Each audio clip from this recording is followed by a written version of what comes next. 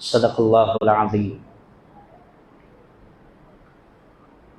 بہت ساری جگہ پر رمضان کا مہینہ چونکہ شروع ہونے والا ہے تو استقبال رمضان کے عنوان اور اس ٹاپک پر مختلف مساجد میں، کمیونٹی ہالز میں پروگرامز منعقد ہوتے رہتے ہیں، کنڈکٹ کرتے رہتے ہیں۔ ہمارا ایک عام معمول بن چکا ہے کہ پروگرام تو سن لیتے ہیں لیکن اس اعتبار سے اس کا کوئی نظام العمل، کوئی اسکیڈیول بنا کر اس کو فالو کرنے کی عادت بہت کم لوگوں میں ہوا کرتی ہے۔ استقبال رمضان، یعنی رمضان کا استقبال کس انداز میں ہونا چاہیے، اور صحابہ کرام رضوان اللہ تعالی علیہ اجمعین کس انداز میں رمضان کا استقبال کیا کرتے تھے، یہ احادیث مبارکہ کے اندر بہت ڈیٹیل میں آیا ہے۔ آج انہی چیزوں میں سے کچھ چیزوں کو مختصر انداز میں اپنے نظام العمل کو رمضان کے کیسے مرتب کرنا چاہیے، اس موضوع پر گفتگو کرنے کا ارادہ ہے۔ دعا فرمائیں کہ اللہ تعالیٰ مجھے بھی اور آپ تمام کو بھی اور سننے والے تمام حضرات کو اس کی توفیق عطا فرمائیں۔ سب سے پہلی بات یہ ہے کہ دنیا کے اندر کوئی بھی سسٹم ہو، جب تک کہ اس کی کوئی منصوبہ بندی نہیں ہوتی، اس منصوبہ بندی کے بغیر کوئی کام دنیا کا نہیں ہوتا۔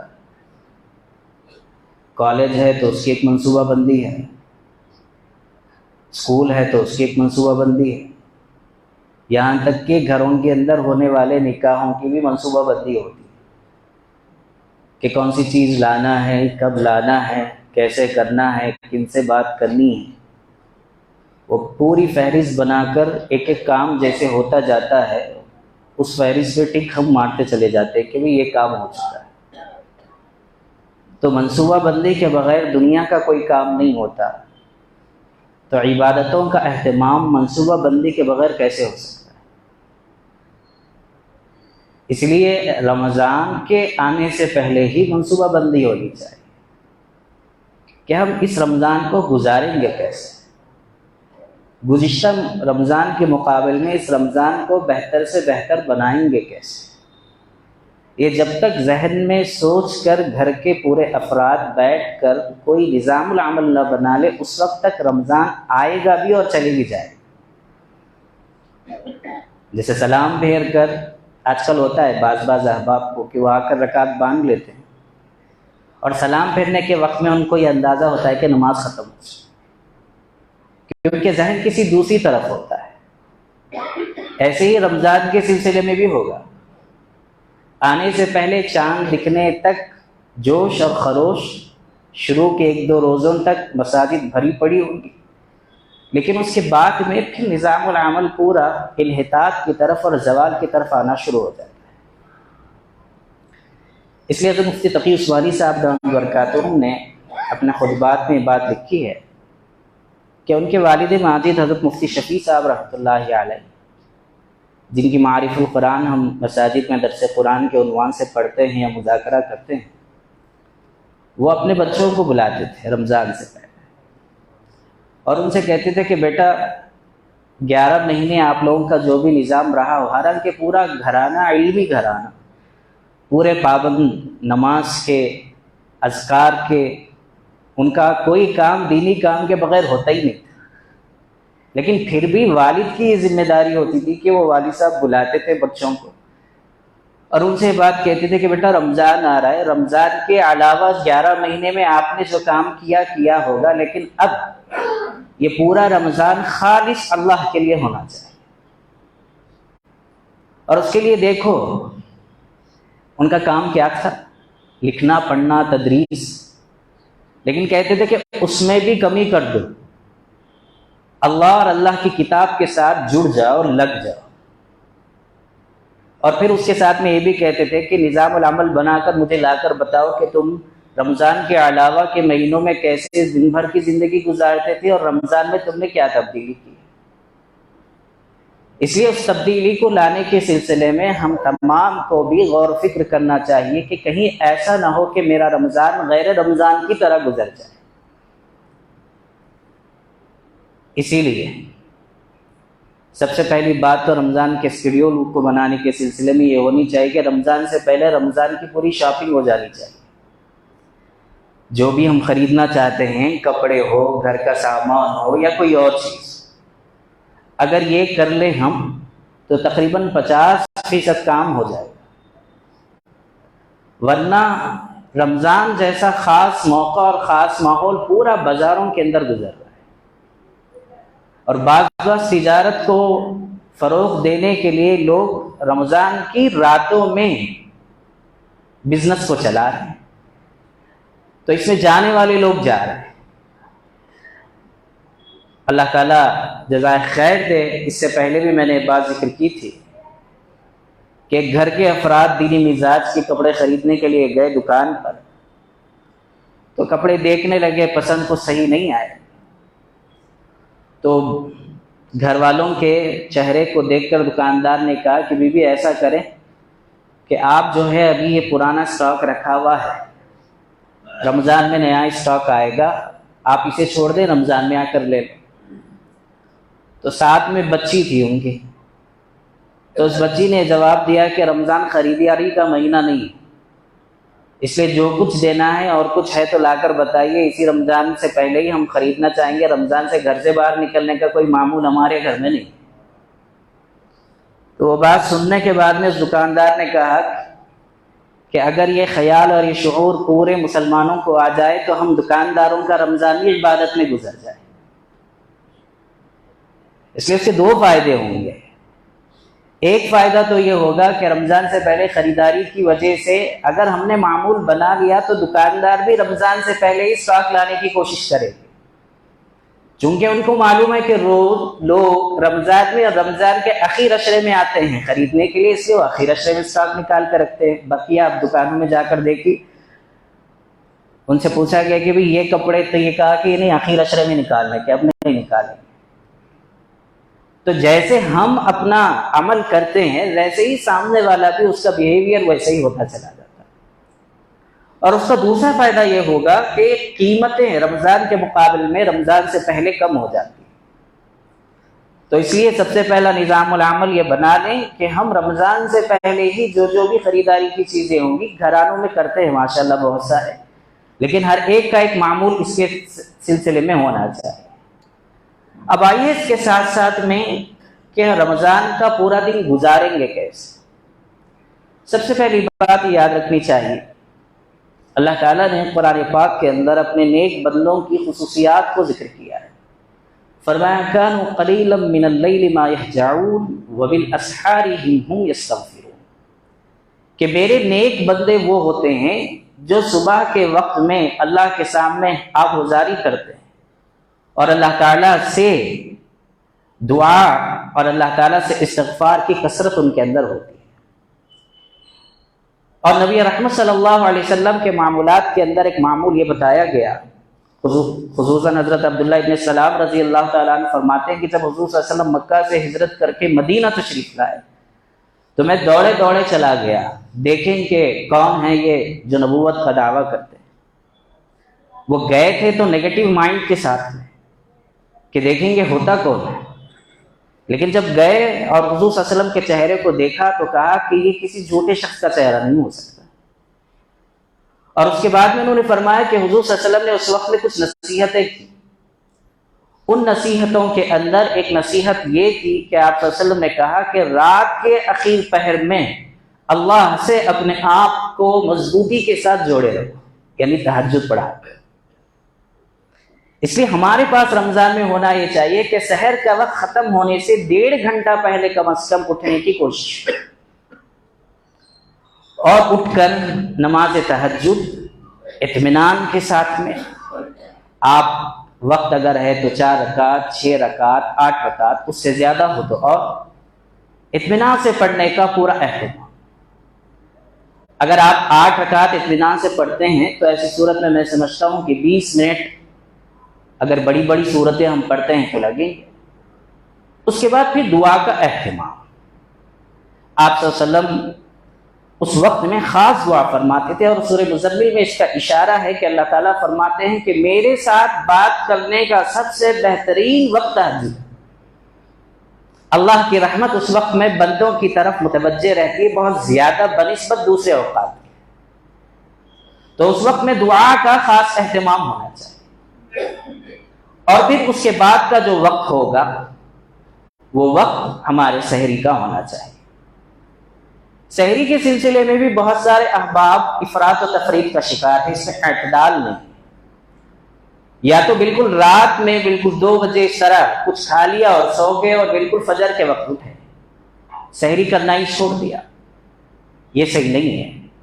حضور صلی اللہ علیہ وسلم نے فرمایا تسحروا, کہ سحری کیا کرو, اس لیے کہ سحری کے اندر اللہ تعالیٰ نے برکت رکھی ہے. ایک دوسری روایت میں حضور صلی اللہ علیہ وسلم نے فرمایا کہ سحری کرنے والوں پر اللہ تعالیٰ اور اس کے فرشتے رحمت نازل فرماتے ہیں. تو اگر ہم نے رات میں کھا کر اپنے آپ کو سلا دیا تو ایسی صورت میں بالکل فجر کے وقت میں اٹھے اور یہ سوچا کہ رات میں کھا چکے تو تب سحری کرنے کی ضرورت نہیں ہے, غلط ہے. اسی کے ساتھ ساتھ سحری کرنے کے سلسلے میں ایک مسئلہ آتا ہے, وہ یہ ہے کہ بالکل اخیر وقت میں سحری کر لیا یہاں تک کہ روزہ شک میں پڑ گیا. شاید یہاں پر غلط فہمی یہ ہو رہی ہے کہ دیگر ممالک کے اندر خصوصاً عرب ممالک میں ابتدائے وقت ہی میں فجر کی کا جیسے ہی وقت شروع ہو جاتا ہے اذان ہو جاتی ہے. ہندوستان کے اندر جہاں ہم رہتے ہیں یہاں پر فجر کا وقت شروع ہوتی ہے اذان نہیں ہوتی ہے, کچھ وقت دے کر اذان ہوتی ہے. اب وہاں پر جن لوگوں نے دیکھا کہ وہاں پر لوگ اذان تک کھاتے ہیں تو سوچا کہ یہاں پر بھی اذان تک وقت ہے. یہ غلط ہے, کیونکہ اس سے پہلے ہی 5-7 منٹ پہلے وقت ختم ہو چکا ہوتا ہے. اس لیے اعتدال یہ ہے کہ جو وقت میں سحرن ہوتا ہے اس وقت میں ہم کھانے کو اپنے تکمیل کر لیں, مکمل کر لیں. اس کے بعد کیا کرنا ہے؟ جس کے بعد میں تو مساجد کے اندر اہتمام یہ ہونا چاہیے کہ رمضان میں غیر رمضان کے مقابل میں فجر کی جماعت جلدی ہونی چاہیے. حدیث مبارکہ کے اندر جہاں پر یہ بحث آتی ہے کہ حضور صلی اللہ علیہ وسلم نے فجر کی وقت میں بالکل اخیر وقت میں جماعت کے بارے میں کیوں بات فرمائی, احناف کا جیسا نظریہ ہے, تو اس بارے میں علماء یہ لکھتے ہیں کہ حضور صلی اللہ علیہ وسلم نے منشے کی رعایت کی کہ لوگ رات میں سوتے ہیں تو کم از کم اخیر وقت میں پورے لوگ اکٹھا ایک ساتھ جمع ہو جائیں. گرچہ کہ اول وقت میں نماز پڑھنے کی فضیلت ہے, لیکن یہاں پر یہ بات بتائی گئی. اس لیے رمضان کے موقع مہینے کے اندر اگر ہم نے زیادہ وقت دے دیا جیسے کہ عام دنوں میں دیتے ہیں تو لوگ سحری کر کر آرام کر لیں گے, نہیں 10 منٹ کے لیے لیٹیں گے, نیند لگ جائے گی اور نماز چھوٹ جائے گی. یا دوسرا نقصان یہ ہوگا کہ بہت سارے لوگ گھر ہی میں انفرادی طور پر نماز پڑھ کر آرام کر لیتے. ایسا نہیں ہونا چاہیے, بلکہ مساجد کے اندر جماعت کا اہتمام فوری سحر کا وقت ختم ہونے کے بعد فجر کا وقت شروع ہوتے ہی ہو جانا چاہیے تاکہ سب لوگ ایک ساتھ نماز پڑھ کر آرام کر لیں. اس کے بعد کیا کرنا ہے؟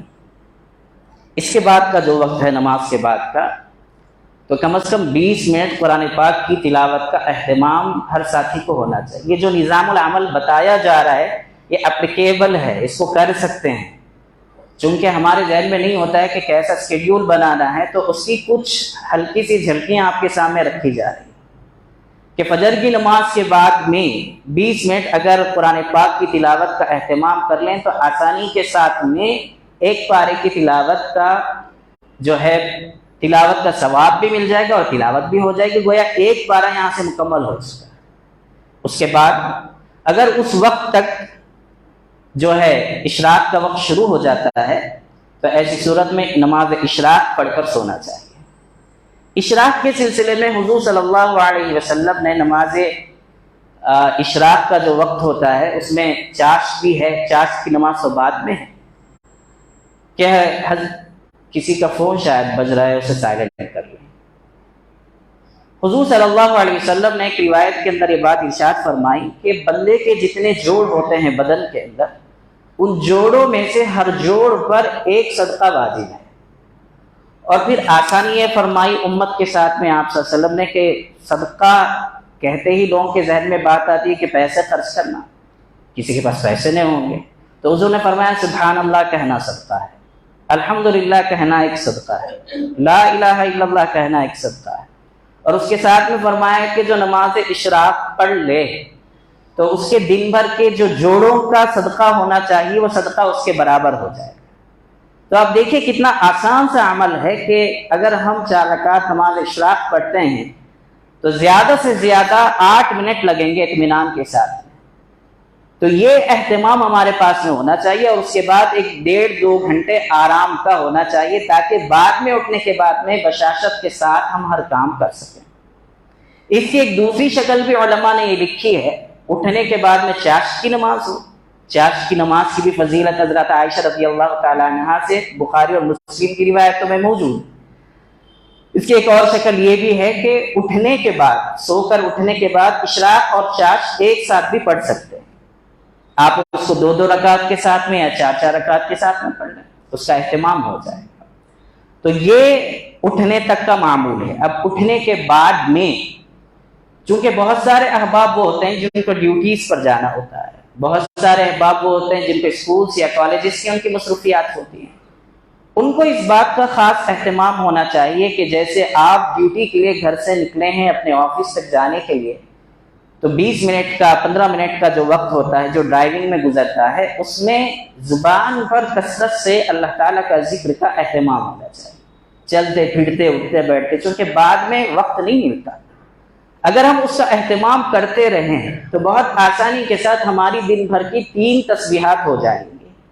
ایک تسبیح تو صبح کلمے کی ہوئی، ایک تسبیح استغفار کی ہوئی، اور ایک تسبیح کلمہ درود شریف کی ہم جو ہے اہتمام سے ہمارا ہونا چاہیے۔ یہاں پر رک کر ایک بات ہمیں بہت غور سے اور توجہ سے سننی چاہیے، وہ یہ ہے کہ ہمارا روزہ شروع ہو چکا ہے۔ روزے کے سلسلے میں بڑی فضیلت آئی۔ روزے کے مقاصد میں سے ایک مقصد یہ بتایا گیا ہے کہ روزہ تمہاری زندگی میں تقوی کا ذریعہ بنتی ہے اگر اس کو صحیح طور پر تم نے گزارا۔ اسی لیے سورہ بقرہ کے اندر اللہ تعالیٰ نے فرمایا یا ایھا الذین آمنوا کتب علیکم الصیام کما کتب علی الذین من قبلکم لعلکم تتقون۔ پچھلی زندگی اور پچھلی قوموں پر بھی ہم نے روزہ فرض کیا تھا، اور اس امت پر بھی فرض کیا، اور دونوں کا مقصد یہ بتایا کہ فرض کرنے کا مقصد یہ ہے تاکہ تم اللہ سے ڈرنے والے بن جاؤ۔ تھوڑا سا رک کر غور یہ کریں کہ میری زندگی میں مثلا مجھ پر روزہ فرض ہوا اور میں 15 سال سے فرض روزے رہتا ہوا آ رہا ہوں، لیکن پھر بھی میری زندگی کے اندر وہ ڈر اور وہ خوف اللہ تعالیٰ کے سلسلے میں نہیں ہے جو ہونا چاہیے تھا۔ اس کا مطلب یہ ہوا کہ روزے سے جو مقصد حاصل ہونا چاہیے تھا وہ حاصل نہیں ہوا۔ تو اب اس رمضان سے پہلے مجھے سوچنا چاہیے کہ یہ رمضان ان پچھلے رمضانوں کی طرح نہ گزرے۔ یہ رمضان کے اندر مجھے روزے کے اعتبار سے رہنا ہے۔ کیسے؟ فرمایا جیسے کھانے سے بچتے ہیں، پینے سے بچتے ہیں، پینے سے مراد پانی پینے سے، کھانے سے اور پانی پینے سے بچتے ہیں، اور اسی کے ساتھ ساتھ میں دوسری دیگر جائز خواہشات سے رمضان میں دن کے وقت میں رکے رہتے، ایسے ہی ظاہری گناہ، آنکھ کا گناہ، فون ہاتھ میں، اب فون پر ہم اسکرول کرتے چلے جا رہے ہیں، ہمیں معلوم ہی نہیں ہو رہا ہے کہ اس کی وجہ سے اس کا اثر کیا ہو رہا ہے روزے پر۔ کان کا گناہ ہے، اب کیا کیا سن رہے ہیں اس روزے کی حالت میں۔ زبان کا گناہ ہے، بیٹھے بیٹھے شکایتیں شروع ہو گئی اور ایک دوسرے کے سلسلے میں خلاف میں باتیں، یہ اس انداز کی چیزیں شروع ہو گئی۔ تو ظاہری گناہ جو آنکھ، کان، زبان، ہاتھ اور پیر سے رکنا ہے، ایسے ہی باطنی گناہ بھی، دل کے گناہ بھی، کسی کے سلسلے میں حسد، کسی کے سلسلے میں بغض، کسی کے سلسلے میں عداوت، ان تمام چیزوں سے اگر بچ کر روزہ رہیں گے تو اللہ یقیناً آپ اس دن افطار میں اس کا مزہ پائیں گے۔ اس لیے حضور صلی اللہ علیہ وسلم نے ایسے نہیں فرمایا الصوم جنہ، کہ روزہ ڈھال ہے تمہارے لیے، ما لم یخرقھا، جب تک کہ تم نے اس کو پھاڑ نہ ڈالا۔ کیا مطلب یہ ہے کہ روزہ کوئی پھاڑنے والی چیز تو ہے نہیں جو دکھ رہی ہو، جو ویزیبل ہو، نہیں، بلکہ فرمایا گیا کہ اس کے اندر اس کو جس انداز میں رہنا ہے، اس میں اگر کمی کوتاہی ہو رہی ہے تو تم نے اس کو پھاڑ دیا۔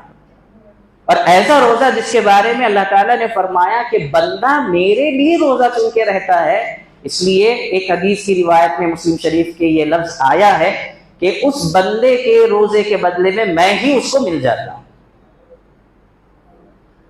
تو اس لیے اس بات کا خاص اہتمام ہو. اور ایک دوسری روایت میں نبی رحمت صلی اللہ علیہ وسلم نے بات ارشاد فرمائی کہ روزہ بہت سارے روزے دار ایسے تھے، رب صائم لیس لہ من صیامہ الا الجوع، بہت سارے روزے دار ہیں جن کو سوائے بھوکا رہنے کے کوئی اور چیز نہیں. تو وہ ان لوگوں کے سلسلے میں ہے جو ان ظاہری گناہوں سے، ان باطنی گناہوں سے روزے کے اندر نہیں بچتے.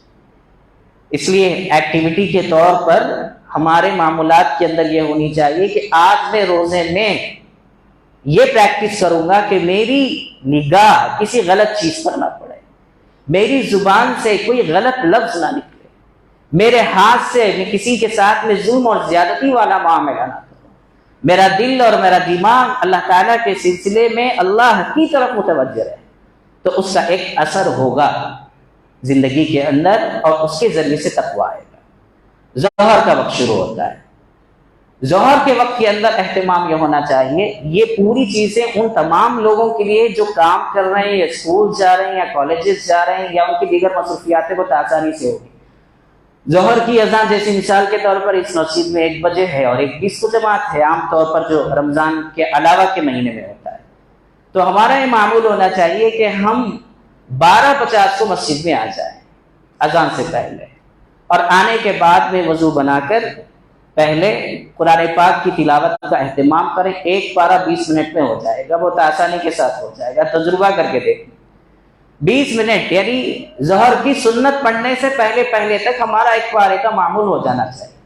گویا صبح میں فجر کے بعد 1 پارے کی تلاوت ہو گئی تھی اور ظہر سے پہلے 1 پارے کی تلاوت، اور ظہر کی نماز سنت اور تکبیر اولیٰ کے ساتھ میں پہلی صف میں پڑھنے کا اہتمام، اور ظہر کی نماز کے بعد میں 1 آدھا گھنٹہ آپ لیٹ جائیں، سنت ہے قیلولہ، تاکہ آپ پھر اٹھ کر بہت بشاشت کے ساتھ میں عبادت کو انجام دے سکیں.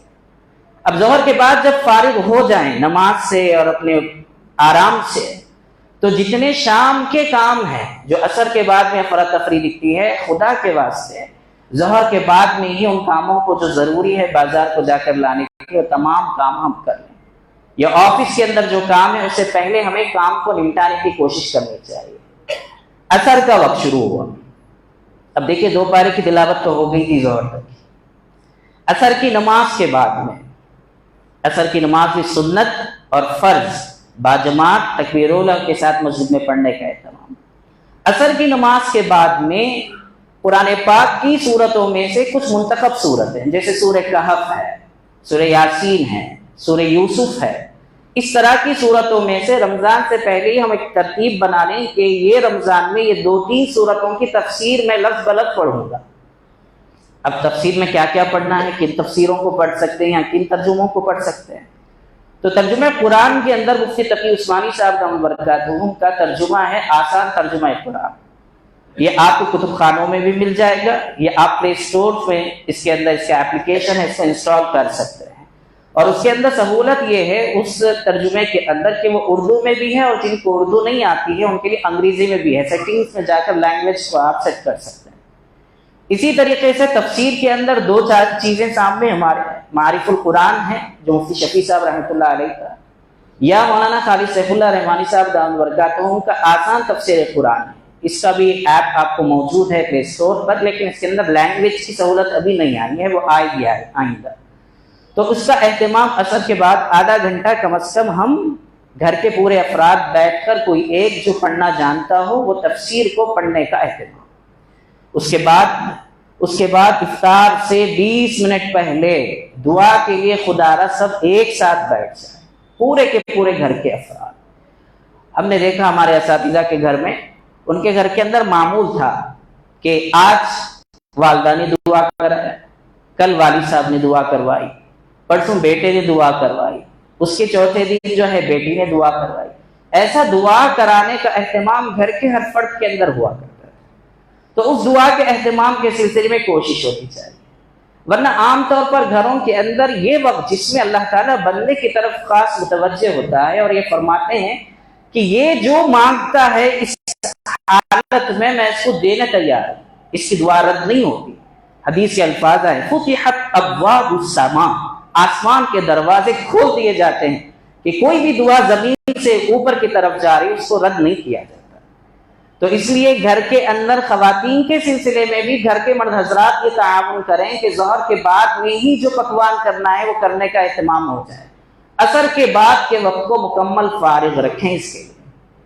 اب مغرب کی نماز میں بھی ایک اہتمام ہو، افطار کے وقت میں زیادہ نہیں، ورنہ ہو یہ رہا ہے ہمارے پاس میں کہ صبح سحری میں اس انداز میں کھا رہے ہیں کہ شام تک بھوکے رہنا، یہ تصور ذہنوں میں ہے، اور شام میں افطار اس انداز میں کر رہے ہیں کہ صبح سے بھوکے ہیں۔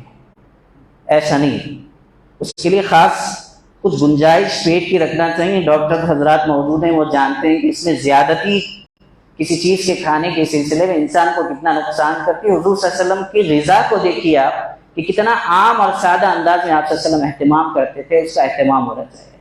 افطار پارٹیز یا کسی کے یہاں غیر معلوم شخص جس کے بارے میں ہمیں نہیں معلوم ہے کہ ان کی کمائی کیا ہے، کیا ذریعہ ہے، دن بھر ہم بہت اہتمام سے روزہ اور افطار ایسے شخص کے پاس، ویسے بہت سارے احباب اس میں حلال روزی کے ذریعے سے افطار کرانے کا مسلمانوں کے یہاں اہتمام ہے الحمدللہ آج بھی، لیکن ہم نہیں بول سکتے کہ اس میں کیا چیز ہے۔ تو اس لیے افطار کے سلسلے میں بھی جب تک یہ معلوم نہ ہو کہ کس کے پاس ہم جا رہے ہیں اس وقت تک پرہیز کرنا چاہیے۔ اور افطار کے بعد میں تکبیر اولیٰ کے ساتھ مغرب کی نماز سنت اور نفل تو پڑھتے ہی ہیں، لیکن اس کے ساتھ ساتھ میں اور 2-4 نفل کو ایڈ کر لینا چاہیے رمضان میں۔ اب گھر گئے اور گھر میں جانے کے بعد کھانے کا اہتمام ہوا، اس کے بعد میں بھی آپ کو 45 منٹ ملتے ہیں نماز عشاء سے پہلے۔ اب آپ بول رہے ہیں کہ نہیں کھانا کھانے کے وقت تک جو ہے وقت ختم ہو جاتا ہے، ایسا نہیں ہے۔ جو حضرات قرآن سناتے ہیں تراویح میں وہ خود افطار کے بعد کھانا کھانے کے بعد میں ان کو 45 منٹ ملتے ہیں جس میں وہ اپنا پارا ریوائز کرتے ہیں اس دن سنانے کا، تو وہ یہ بہت آسانی کے ساتھ، تو آدھا گھنٹہ پھر ایک پارے کی تلاوت، تو وہ فجر کے بعد میں ایک پارے کی تلاوت ہو چکی تھی، ظہر کے سے پہلے ایک پارے کی تلاوت ہو چکی تھی، عصر کے بعد میں تفسیر کا ایک سورہ 2 صفحے 3 صفحے ہو چکا تھا، مغرب کے بعد میں ایک پارے کی تلاوت ہو چکی تھی۔ اب بتائیے کہ اگر کوئی یہ کہے کہ رمضان میں وقت ہی نہیں مل رہا ہے تو اس کا مطلب یہ ہے کہ انہوں نے وقت کو منظم نہیں کیا، اس کو جس انداز میں رکھنا تھا اس انداز میں نہیں رکھا۔ تراویح کیسی جگہ سننا چاہیے؟ تراویح بہت سادہ صاف کھلے انداز میں اچھی آواز کا اگر کہ اہتمام ہو تو بہت اچھا۔ ہمارے پاس یہ ہے کہ جلدی جلدی ہونا چاہیے، غلط ہے۔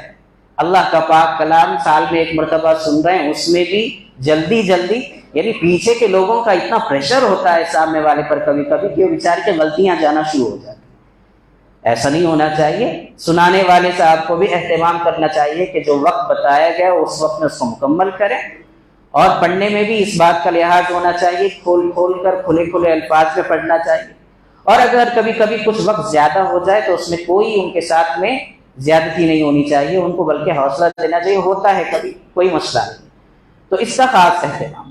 اور اس میں اور ایک جو غلطی ہے وہ یہ ہے کہ بہت سارے احباب 6 دن میں 10 دن میں قرآن سن کر یہ سمجھتے ہیں کہ تراویح ختم، ایسا نہیں ہے۔ سنت 2 الگ الگ ہے، ایک وہ سنت ہے کہ پورے رمضان تراویح پڑھنا، اور ایک سنت یہ ہے کہ پورے قرآن کو پوری تراویح میں سننا۔ تو اگر ہم نے 6 دن میں 10 دن میں ایک قرآن سن لیا تو سننے والی سنت تو مکمل ہو گئی، لیکن رمضان بھر میں پوری تراویح پڑھنے کا جو الگ سنت ہے وہ چھوٹ رہی ہے۔ اس بارے میں خاص توجہ ہونی چاہیے۔ تراویح اور تراویح کے بعد گھر آ کر اللہ کے لیے جلد سونے کا اہتمام اگر ہو جائے تو پھر صبح میں تہجد کے وقت میں وقت پر اٹھنے کا معمول رہے گا۔ تو یہ جو نظام صبح تہجد سے لے کر رات سونے تک آپ حضرات کے سامنے رکھا گیا ہے، امید کرتے ہیں کہ اسی اعتبار سے یا اپنے کاموں کو سامنے رکھتے ہوئے کچھ اور نظام میں اونچ نیچ کر کے نظام بنا لیا جائے رمضان سے پہلے۔ فون اور بقیہ چیزوں سے پرہیز کریں۔ بہت سارے فونز کے اندر اپلیکیشنز کے اندر ٹائم کی لیمٹ ہوتی ہے کہ آج 24 گھنٹے میں آپ 10 منٹ استعمال کرنے کا اس کے اندر سیٹ کر دیں تو 10 ہی منٹ استعمال کرتے، ورنہ غیر ضروری چیزیں بہت ساری چیزیں 11 مہینے سن لیے۔ اللہ کے واسطے رمضان کو اس انداز میں گزارنے کی کوشش کریں۔ حدیث مبارکہ کے اندر آتا ہے کہ آپ صلی اللہ علیہ وسلم نے فرمایا کہ رمضان کا مہینہ دوسرے مہینوں کے مقابل میں دل کی حیثیت رکھتا ہے، اور حضرت مجدد الفسانی رحمۃ اللہ علیہ نے اپنے مکتوبات کے اندر یہ بات لکھی ہے کہ رمضان کے علاوہ اللہ تعالیٰ کی رحمتیں، اللہ تعالیٰ کی برکتیں وہ اس کو اگر کمپیئر کیا جائے رمضان کی برکتوں کے مقابل میں تو ایسے ہی ہے جیسے قطرہ اور سمندر. تو رمضان گویا سمندر ہے اللہ کی رحمتوں کو پانے کا، اللہ کی طرف متوجہ ہونے کا، اس میں صدقہ و خیرات اور زکوٰۃ وغیرہ نکالنے کا، اور اپنے آپ کو بلڈ کرنے کا، اپنی شخصیت کو. پرسنالٹی ڈیولپمنٹ کے بہت سارے سیشنز میں ہم لوگ جاتے ہیں. آپ ان حضرات سے پوچھئے جو اس لائن میں کام کرتے ہیں، وہ بتائیں گے کہ رمضان سے بہتر کوئی مہینہ اپنے پرسنالٹی کو چینج کرنے کا نہیں ہو سکتا ہے. اسے ڈیولپ کرنے کی کوشش کریں. رمضان کو اس انداز میں گزارنے کا خاص اہتمام ہو. اللہ تعالی ہم تمام کو کہنے اور سننے سے زیادہ عمل کی توفیق نصیب فرمائے. 2 اعلانات ہیں. ایک اعلان تو یہ ہے کہ کوئی بھی عمل جب تک اس کا مسئلہ معلوم نہ ہو اس عمل کو کرنے جائیں گے غلطی ہو جائے گی، معلوم بھی نہیں ہوگا. نماز کے اندر فرائض ہیں، واجبات ہیں. فرائض اور واجبات معلوم ہی ہیں. اچانک سے جو ہے کوئی فرض چھوٹ گیا، ہم سمجھ رہے ہیں نماز مکمل ہو گئی. آپ جا کر اگر کسی عالم دین سے پوچھیں گے کہ بھی میری نماز میں یہ تھا، میں رکوع سجدے میں 2 کے بجائے 1 میں نے کر لیا غلطی سے، تو اب نماز ہوگی کیا؟ تو عالم فرمائیں گے کہ نماز نہیں ہوگی. چونکہ جو بھی فرض اور واجب والی چیزیں ہیں اس میں واجب کے اندر تو اگر یاد آ جائے تو سجدہ سہو ہے، لیکن فرض کے اندر یاد آنے کے باوجود بھی اب پھر اس کو ریپیٹ نہیں کر سکتے. تو مسئلہ جب تک نہیں معلوم ہوگا عمل اس وقت تک صحیح نہیں ہوگا. اسی لیے مسائل کو معلوم کرنے کے لیے ذمہ داران مساجد نے یہاں پر ایک نشست رکھی ہے. ہر پیر کو غالباً یہ نشست ہوتی ہے، چہارشنبے کو ہوتی ہے غالباً، لیکن اس مرتبہ مولانا عامر خان قاسمی صاحب اس موضوع پر جو رمضان سے متعلق زکوٰۃ ہے، روزہ ہے، تراویح ہے، اس کے ان موضوعات کے متعلق جو سوالات لوگوں کے ذہنوں میں ہوں گے اس کا وہ جواب دیں گے. یہ وہ نشست پیر کے دن بعد نماز عشاء اس موقع پر رکھی گئی ہے، خصوصی نشست. اس کے علاوہ تو عام ان کا ایک سیشن الگ سوال جواب کا چلتا ہے، وہ الگ ہے، لیکن اس پیر کو یہ سوال جواب کا سیشن یہاں رکھا گیا ہے. جو حضرات نہیں، سبھی حضرات کو چاہیے کہ اس میں، چونکہ اس میں مطلب فضیلت ترغیب کا نہیں ہے بلکہ عمل کے درست اور نادرست ہونے کا ہے، تو سب کو جاننا ضروری ہے.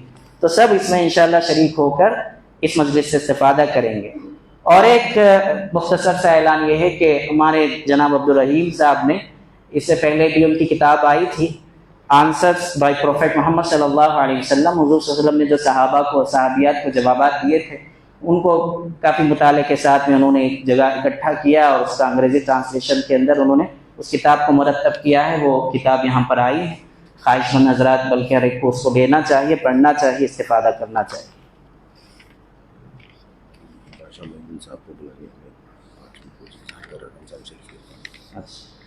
رمضان سے متعلق چونکہ ہر مسجد کے اندر کچھ خاص معمولات ہوتے ہیں، کچھ ایکٹیویٹیز، یا پھر اس کو کیسے مرتب کرنا چاہیے اس بارے میں، تو ہمارے صدر صاحب سے میں گزارش کرتا ہوں کہ رمضان ہماری مسجد کے اندر کیا نظام العمل رہے گا وہ آپ کے سامنے رکھیں.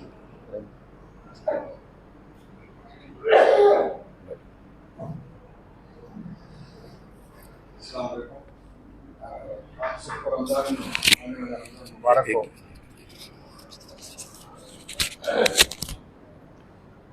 کہ انشاءاللہ آنے والا جمعہ ہمارے لیے رمضان کا مہینہ رہے گا، تو اس سلسلے میں چند باتیں ہم ہمارے مسجد کی کمیٹی کی طرف سے،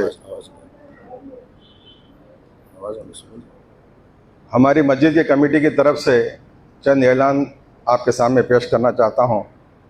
کہ سب سے بڑی بات یہ ہے کہ رمضان کا مبارک مہینہ ہے.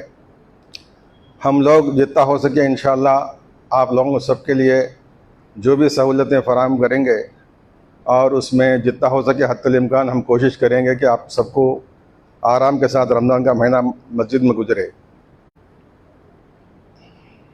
کیا ہو رہا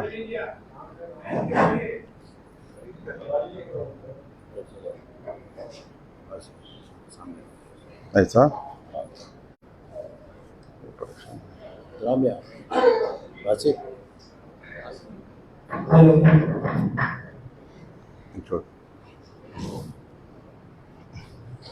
مسجد کی کمیٹی کی طرف سے ایک خاص اعلان یہ ہے کہ تراویح کی نماز ہم لوگ عشاء 8:40 کو پڑھیں گے اور 9 بجے تراویح کی نماز شروع کریں گے. اور تراویح میں 1.25 پارہ پڑھا جائے گا. مفتی شہباز صاحب ہمارے جو ریگولر امام صاحب ہیں وہ پڑھائیں گے. اور تراویح کے بعد آخری میں قرآن پڑھنے کے بعد تفسیر ہوں گی. جو بھی حضرات بیٹھنا چاہتے ہیں تفسیر میں بیٹھ سکتے ہیں اور اس کا فائدہ اٹھا سکتے ہیں. دوسری ہے کہ فجر کے نماز کی ٹائمنگ تھوڑا چینج ہو رہی. تو فجر کی نماز ہم لوگ